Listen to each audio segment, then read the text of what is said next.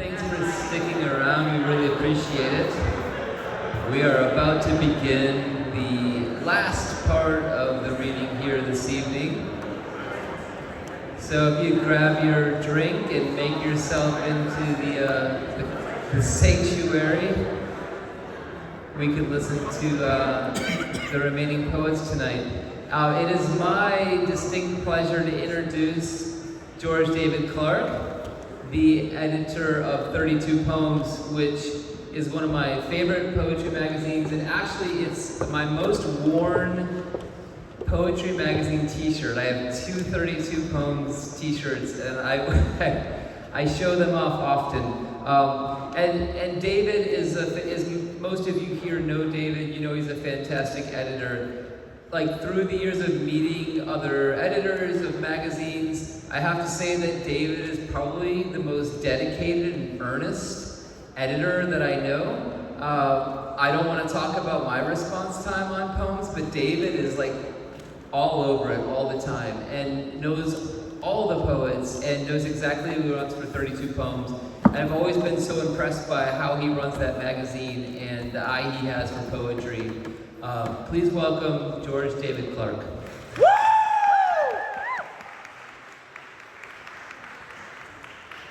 Thank you, Stefan. Stefan, we love partnering with you for these events, not only because you make us feel good when you invite us up to the stage and everything, but we get into trouble with our events. It seems like just about every year. You know, last year, if you came to see us in LA, we couldn't get the microphone to work for a while. The venue that was hosting us was angry because we had too many people crammed into the space. I think we told them it was going to be like 100 people. We had a little more than that. Yeah, we ran out of food in like 5 minutes. A couple of years ago, we were in a place where there was the crowd at the long, this was I guess in Kansas City, the crowd at the long bar was so loud we couldn't hear. But the microphone is great this year, right? It's a little cold, the bathrooms are a problem, but it is such a treat to partner with Smartish Pace and Barrel House. Thank you guys for letting us join. I want to say a couple of thanks to the 32 Poems staff that's here, especially my bride up here in the front, our managing editor, Elizabeth.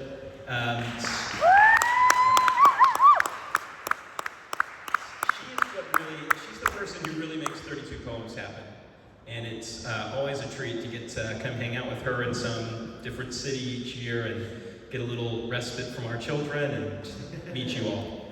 JP, thank you too. JP, you describe yourself as like cowboy event planner, something like that. Yeah. You said that. Yeah. I described you as cowboy event planner. Yeah. Event planner cowboy, I think sounds better. Yeah. JP puts together these events for 32 Poems every year, and so buy him a drink sometime this week. Tell him thanks. If you've enjoyed the reading, JP is a big part of why we're able to do this. So thank you, JP, and for all the we've got some great readers representing the magazine. We've got others in the crowd here who've been published in 32 Poems, and I thank you all for being here and being a part of our magazine too. All right, so that said, I'll go ahead and introduce our next reader. Nicky Beer is a bi-queer writer. Her most recent book is Real Phonies and Genuine Fakes. It's from Milkweed 2022. She's a professor at the University of Colorado, Denver, where she's a poetry editor for Cate, another great magazine. Thank you.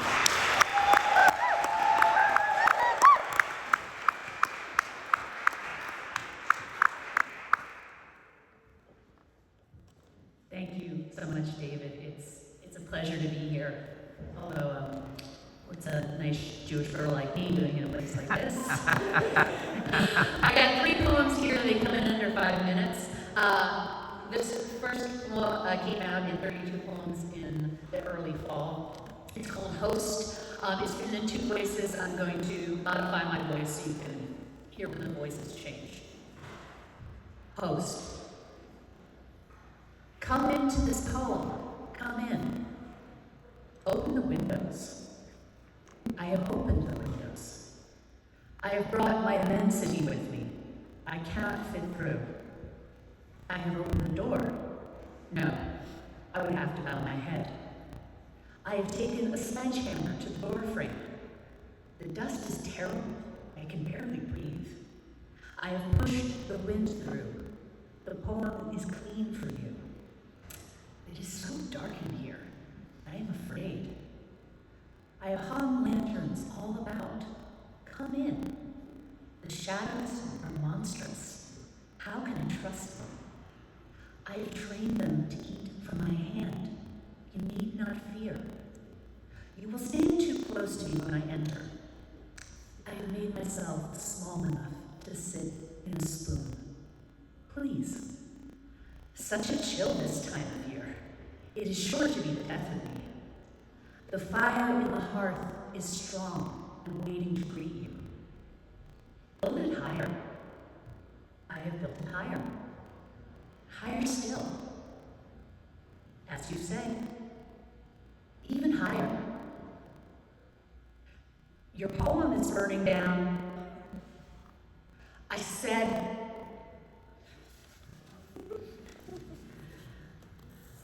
this next poem just came out this week in Waxwing. This is about the painter Mondrian. If you think you don't know him, I promise you do. He's the guy who has all the lines, the black lines on the white canvas, and then there's like a red square, and maybe like a yellow square, and sometimes there's a blue square. It's the squares and lines out, you know. I use the word maître in here, and that's French for master. Self-portrait as a group of Mondrians. We're stubborn and we love to dance. We go to the empty warehouse in our head, slide off our shoes, and turn on the radio. We love an iris just before it opens, its sharp gesture in the cold air. A small goat often wanders into our dreams, bemused, chewing on a red wool cap. The sun's birds land easily in our outstretched hands. We have bones dark enough to hold up time. No one would believe how often we smile, still. We are nothing but open windows. No, we are nothing but windows opening. We want to crack our teeth against the sky. We wind skeins of airplane exhaust between our palms. We collect our little jars. Softly go the doubts across our faces. We have been singing our whole lives, Maître. When are you coming back? And just one more here. This is coming out in the Massachusetts Review next year, and they're at table 150 in the book fair, so go say hi to them tomorrow. And this is a leading title. These days, when I see the ripped and bloody rabbit by the wayside, I think meal more than pity. I'm at a practical age. The sun rises and says, "Get on with it, lady." I'm not capricious with my apologies anymore. Yes, I've taken up gardening because the earth is the body's last threshold. Nah, that's a little sentimental. The main reason is that very little talking is required. I know better than to spot at whatever graces my ear. I bless the writhing, dug-up legs of that which used to revolt me. What's safer than a bliss that's imperceptible to others? More darkness on my plate, please. I'm here to forage. My rage and patience are celebrating another long anniversary. Look at how they sit side by side, their heads bowed slightly towards each other, reading a single menu. They share every dish.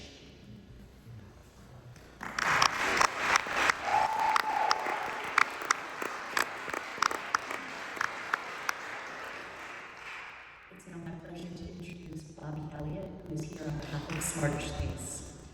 Bobby Elliott is the author of The Same Man out on U of Pittsburgh 2025, selected by Nate Marshall as the winner of the 2025 Agnes Lynch Starrett Poetry Prize.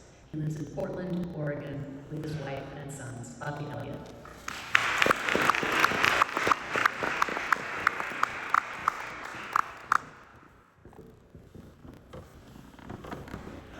everybody.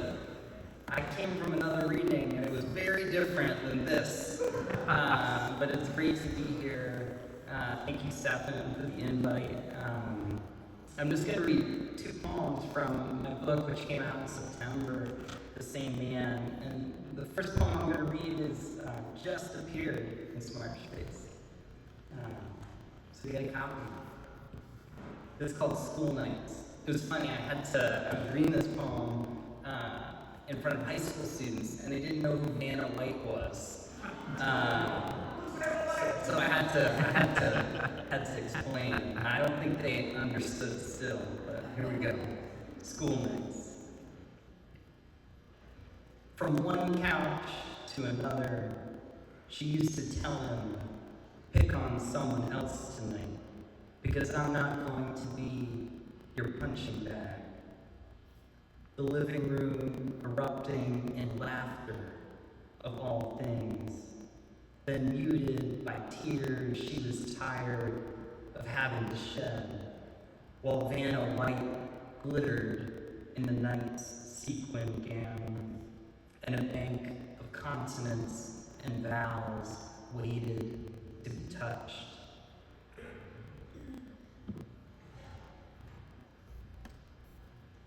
And I'm just going to read the last poem in the book, which is a longer poem, and I almost never read it. It's called Where We Land. Hurt, I've asked him to stop showing up 2 hours early. He tries not to look at me when I open the door and succeeds. If the newborn's down for a nap, it's the toddler he goes to. If the toddler's asleep too, it's our forgotten dog he serenades, asking how her week has been and did you miss me as much as I missed you? In therapy, I'm asked if I felt safe as a child. In my living room, my father's the patron saint of fun, better than I am at make-believe and building whole cities out of the blocks my sister handed down. Sometimes I wonder if he's been letting himself in when I'm at work, looking out from my desk at the leaves, waiting like children to be picked up, and fixated on the poem about the dead man float, and the one about my mother as a punchline. Often I find myself stuck on this image of him opening his dresser drawer to show me everything I'd inherit when he was gone. Confused, I didn't seem excited, and nudging me to pick something I could keep in my room to begin remembering him by. When it's just the 2 of us, Victoria managing to get both boys in a bath before bed, we don't know what to say or how much space to give. My father searching the photos on the fridge to see if I've added any of him back, while I kneel by another basket of warm clothes and fold them like my mother folded ours, rehearsing what she'd do when she was free. Thank you. Give it up for Cate.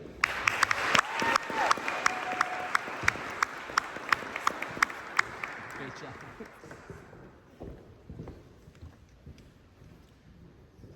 The kids are news to me, so it is such a pleasure to be here tonight. I can't tell you all. Thank you, Smartish Space and 32 and Barrel House. This is a treat and a gift. And for all of you, I know we've been traveling, and I'm just so grateful. So I have 2 poems for you tonight. The first one I've been thinking a lot about. We come here and we convene, and everyone says, "Oh, how are you?" And everyone says, "Oh, I'm okay," or "Oh, I'm fine." And I've been thinking a lot about that word and what are all the synonyms for okay, and are we those things? And in part I am because I'm but more broadly. So this is checkup.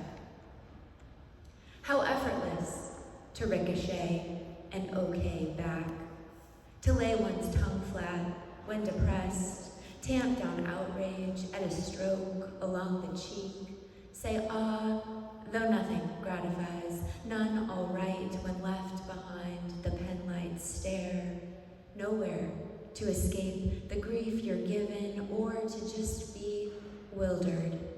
Eyes draw down to twin pinpricks of dark, I know what I know. How everything is on the table. Paycheck, affection, air quality index, growth inhibitors, persistence, pulsing to be taken. Blood rises in fluorescence, dragging every yes up with it, where arms crossed against nakedness, belie the quick surrender of whatever satisfies. Does it?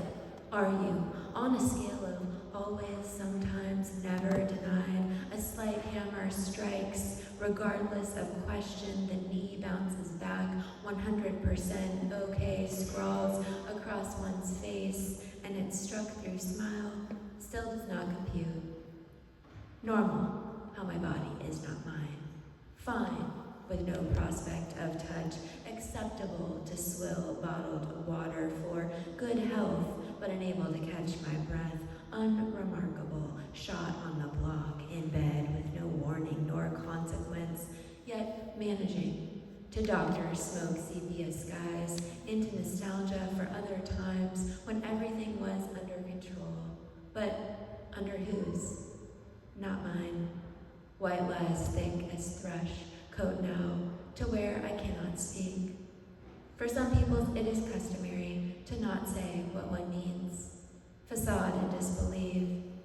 See, though automatically the hand will reach for any rail before the body falls, on one knee or two. I am honest with the ground. Hard to be today. How to? How many nods will it take? It might take a lot of nods, or a lot of us saying no, or a lot of us saying I see you. So I've been thinking about that a lot, and then also about there's a lot that we can't change, and a lot of my work comes from a place of severe disability and chronic illness, and there is no changing that. And so my question is, how do we have radiance despite? So it seems appropriate that I have a prayer poem here.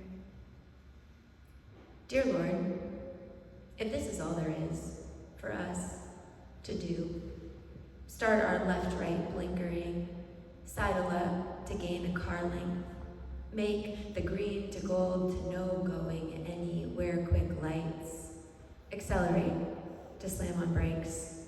Please, break in, insist on space where none exists, and fumes mirage is all we have to go on. Why now gain a lane, just for it to disappear?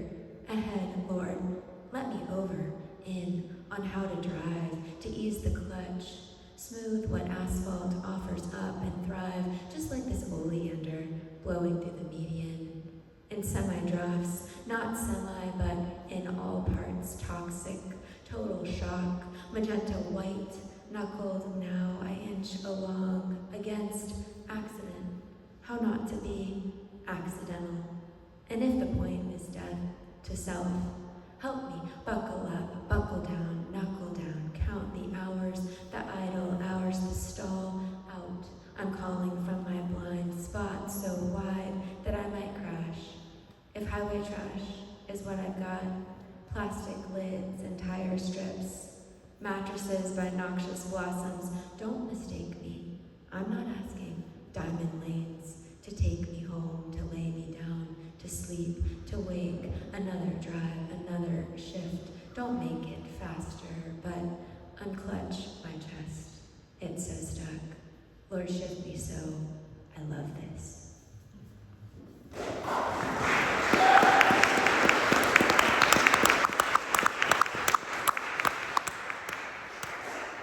Okay, up next we have Tonelli, who works at the libraries at NC State and co-owns So and So Books in Raleigh, where where he lives with his wife Allison and their 2 kids, Miles and Mira.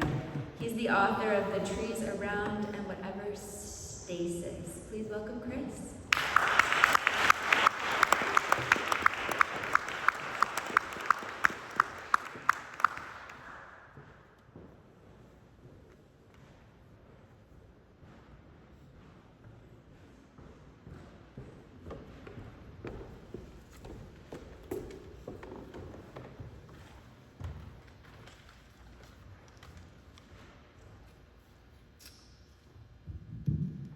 Thanks. Thanks to Barrel House and Dan Brady. Thanks to Smartish Bass and 32 Poems. I Control-F'd my life, and these are all the poems that came up with the word God in it. These first few are from the Barrel House book, Whatever Stasis. This one's called God. A poet is the opposite of God. I act out a nostalgia that becomes my life. We drift further apart. That is what a symbol is.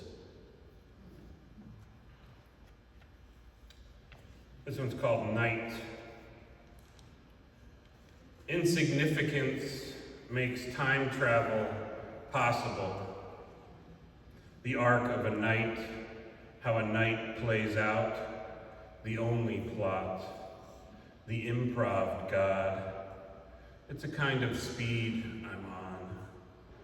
If there's something I should be running from, I'm not. The moon is our cop. I'm a little revved up.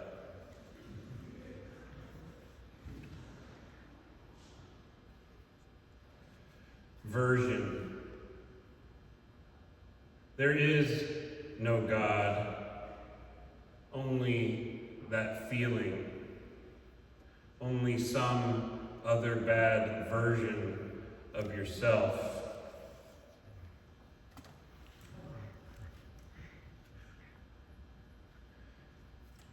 Turns out they're not super flattering to God, so I don't think it's going to keep me as safe as I thought it would. So, these are from a new project called The Test of Company. This one's called Number 9, after Emmanuel Hocard. The unknown is not a God. Your relationship to it is. Dreams and actions, things to be remembered, myths and narratives to be filled in. How do we even think to trust ourselves? I should have said that this poem's in parts. Here's more parts.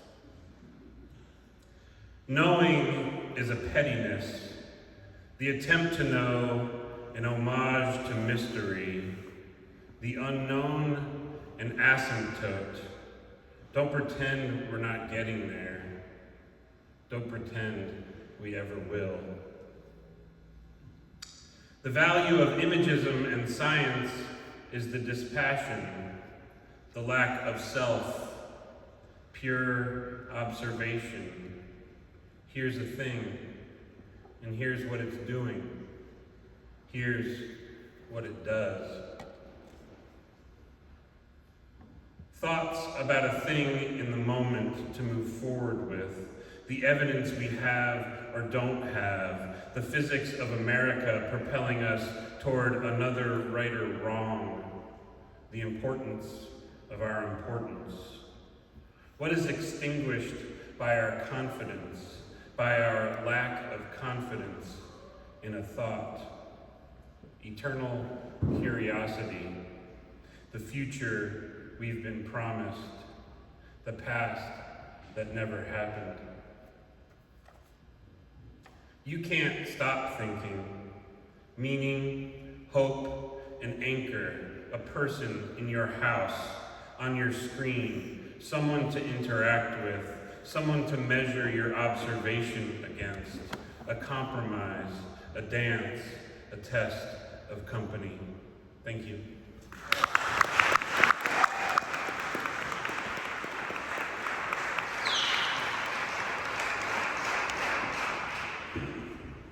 my pleasure to introduce our final reader. Wayne Miller is the author of 6 poetry collections, most recently The End of Childhood from Milkweed. He teaches at the University of Colorado, Denver, co-directs the Unsung Master Series, and edits Copper Nickel. Please welcome Wayne Miller.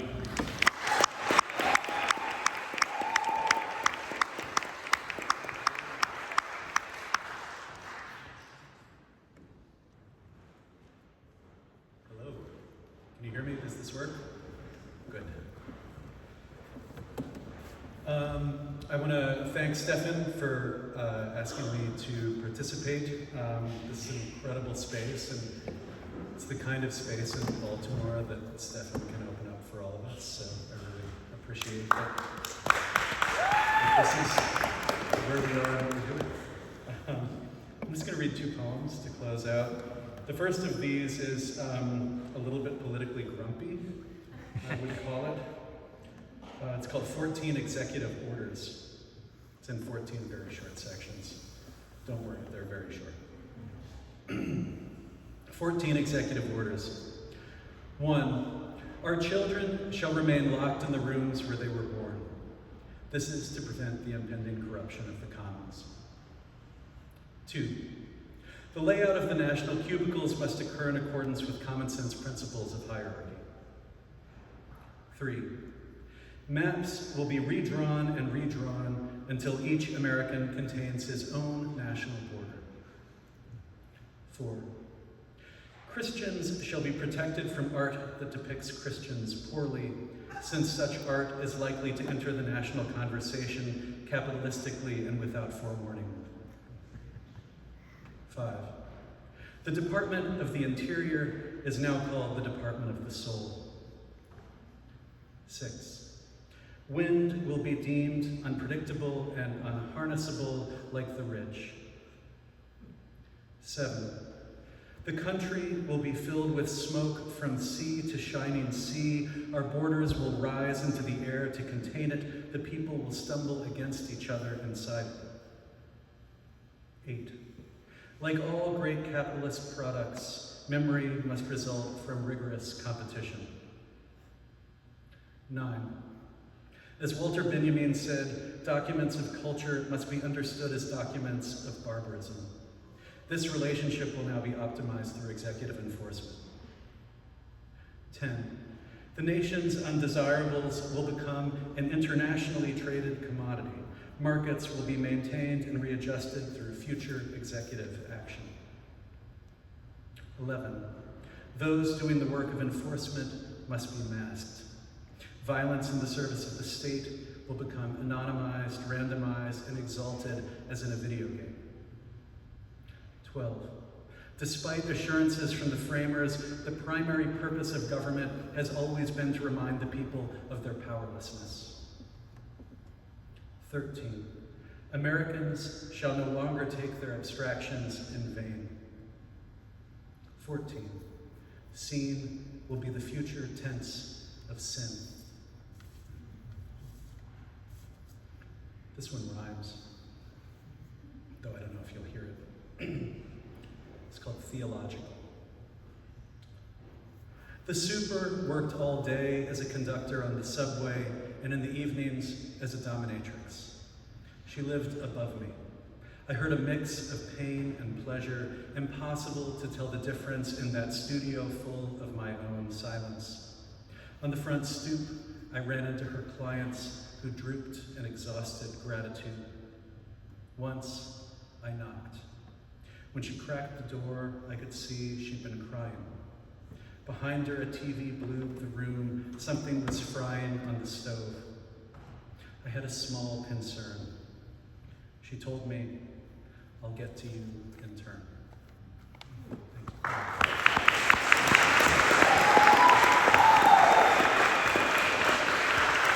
Thank you.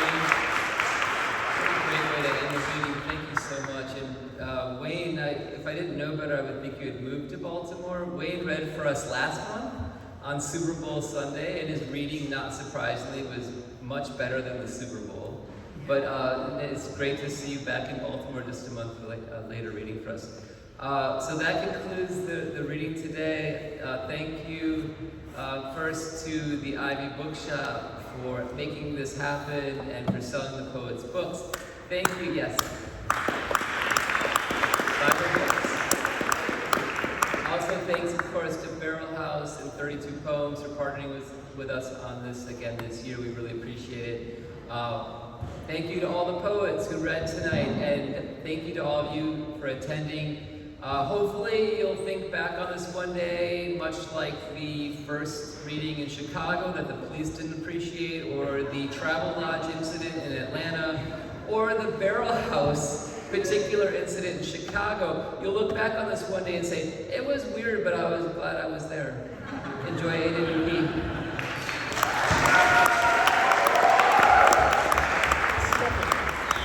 What about the readings that you used to have in the hotel rooms? That was great to see you too.